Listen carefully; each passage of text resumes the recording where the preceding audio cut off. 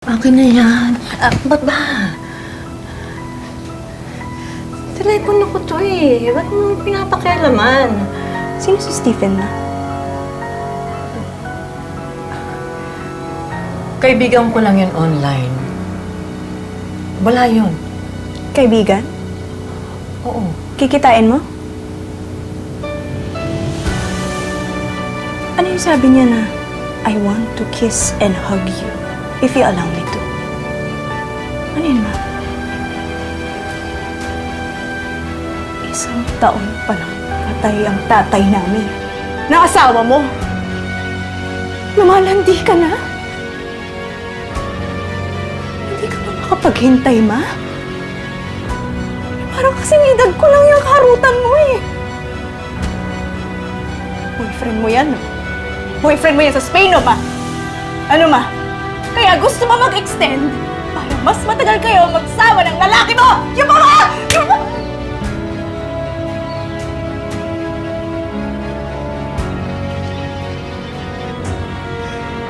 Sige ba?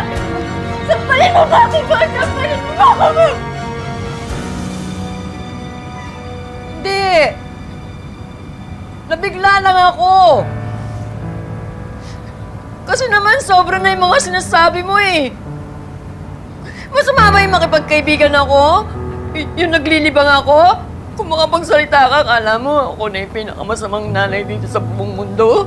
Concern lang naman kasi ako sa'yo, ma. Baka kasi mapahamak ka.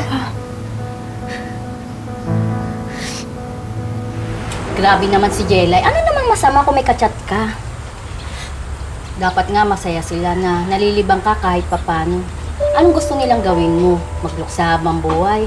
Eh, hindi naman po pwede na malungkot ka na lang forever. Iba pa rin yung may nakakausap. Eh, lagi naman silang wala. Alang ng sarili mo, kausapin mo. Oo nga, tama ka naman dyan. Pero hindi ka naman masisisi mga anak ko. Si Jelay, seryoso sa trabaho kasi gusto niya ma-promote. Pagkatapos, si Joko naman, sana nga talaga nag-aaral yung batang yun.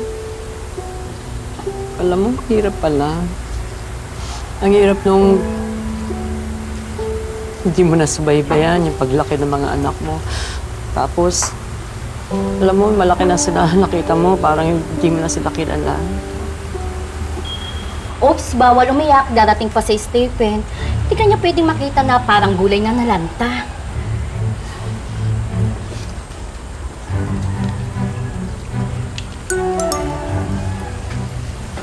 Ano yan? Flash on! Paano kung hindi ka naman mukhang duka pagdating ni Stephen?